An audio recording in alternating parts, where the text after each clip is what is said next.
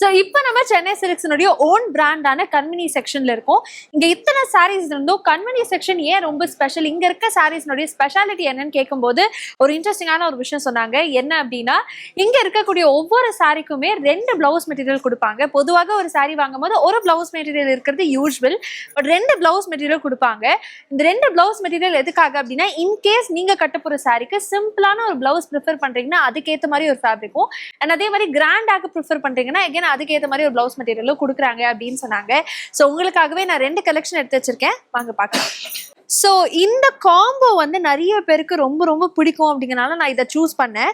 So இந்த கண்மணியில் இருக்கக்கூடிய colour காம்பினேஷன்ஸாக இருக்கட்டும் எல்லாமே ரொம்ப ட்ரெண்டியாக இருக்கு, அண்ட் பேட்டர்ன்ஸும் கூட அண்ட் பர்ஃபெக்டா பிளெண்ட் ஆயிருக்கு, அண்ட் குவாலிட்டியும் பியூட்டிஃபுல்லா இருக்குங்க சீரியஸா, அண்ட் ரொம்ப லாங் லாஸ்டிங்காக இருக்கும் அப்படிங்கறதுல எந்த டவுட்டுமே கிடையாது. ஸோ இப்போ நம்ம கண்மணி செக்ஷன்ல இன்னொரு சாரீ தான் காமிக்க போறோம், ஒரு பிரைட் கலர் சாரீ.